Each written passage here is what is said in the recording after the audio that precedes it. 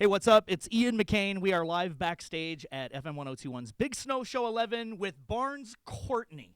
Dude, thank you for coming to Wisconsin. Thanks for having me, man. This place is amazing. This is great, right? A little cold tonight, but not inside this huge secret society building. With all the lights, and it's a little bit warm full in of here, steel bunkers, secret pools, and weird sex dungeons full of soft cloth. This is like your first official play in Milwaukee. Are you ready to do this tonight? I am so ready. Like, seriously. I'm so ready. I'm so excited that my left testicle descended out of obscurity. Hold on, we're not ready yet. Hold on. It's not really a Wisconsin interview until we open the beer. Okay, what's it? This is Spotted Cow. Okay. Why is there so much stuff floating around in it? Do I get to? Okay, great. Do you have one or do I? Okay, good. Good, so we can drink them together.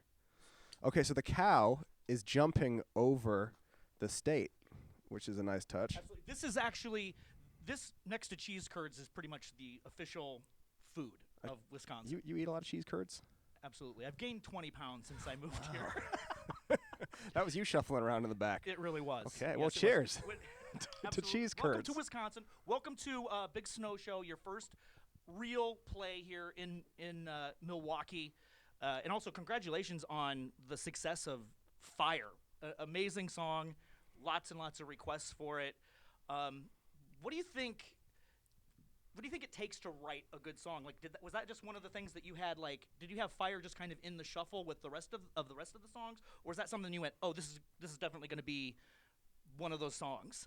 For me, when I got dropped from my first deal with Island, things were so desperate and dire, and for a long time I found it difficult to keep going. I think when it's really in you, you can't stop.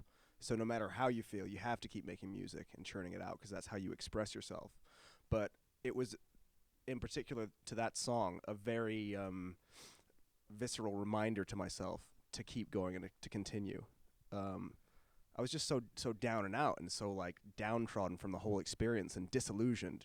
You'd imagine I'd just come out of high school, no qualifications, working stacking shelves all of a sudden. Yes. Like from going to high school to a band house where I'm drinking and having parties and playing music every night, and then suddenly I'm like scraping around a shop floor. Yeah, you were like half a step away from doing radio. Can you imagine? That would be bad. God, that'd be Horrible. awful. Just sucking curds off the bottom of a cow's udder. Well, I've already said that the hierarchy of getting women is like politician, rock star, professional athlete, and then like down here is. Wait a minute, politician is the highest one? Yeah, pretty much. You're below that. What? You can get ass anytime you want. I am you're in the a wrong politician. career. I thought Exactly. I'm only here for the women. You can run for office. Okay, yeah. I mean, it worked for Trump. So is every new song that you write, is that your new favorite song, or do you have favorites? I think, yeah, I have favorites for sure. I think a lot of the time they're favorites because of the subject matter or the memory around how I wrote them. So Fire, for me, whenever I play that live, it just puts me back in that really like gritty, determined place where I'm kind of like, no, fuck this. This isn't my life. I've got to do something and get out of here. But I wrote one song called The Attractions of Youth. I was supposed to be writing it with this guy called Youth from the band Killing Joke. Okay, yeah. And I went over to his house, and it was just thick with like green smoke. And there were all these Indian trinkets on the walls, and like he'd shipped entire Indian doorways over and had them put into his house. And he comes up to me, and the first thing he says, hands me this enormous spliff and goes, "You smoke dope." I was like, fuck, I guess I do now. Yeah, exactly. So, I'm sat there on the floor, and he's completely ignoring me, having a chat with his friend. I'm sat on this broken harmonium.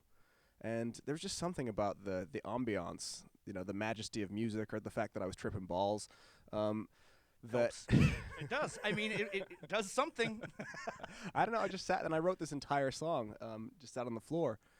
And we made our way upstairs, and he runs his house like a 1970s recording studio. So there's a different musician on every floor. That's so cool. So we picked up this like flute player, and then there was this like sitar player on another floor, and we all went up and we all had a jam on the track. That's great. That's how really some incredible things have been done throughout rock history.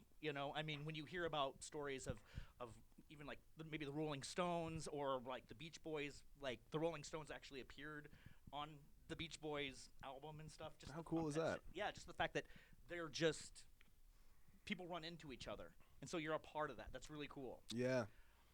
Speaking of like writing good songs, like word on the street is that you're like a damn fine karaoke singer. Well, I don't like to blow my own trumpet. What makes a good karaoke song? Is it different from actually it's different from a regular song? I think the highest form of douchebaggery is when a professional singer gets up at karaoke night and goes and does and takes himself seriously. But you wouldn't do that, right? Never. Okay. But like there are certain go-to. Do you have a specific karaoke go-to? Yes, sir. Mine is Folsom Prison Blues from Johnny Cash. What's yours? I believe it's the old parable. Everybody wants to be a cat from the Aristocats. Nice. It's just good. That song is so good. That is like, it's from that era, isn't it? When jazz music was kind of still a thing. Still happening. Got that great chord. Everybody wants to be a cat. It's so good. So good. I think they wanted to get Louis Armstrong to play Scat Cat in the film. And then he wouldn't do it. It fell through or it something fell through like that. And they had to get right. So they got great. Tom Jones or something. I don't know. It's not Tom Jones. Everybody wants to be a cat.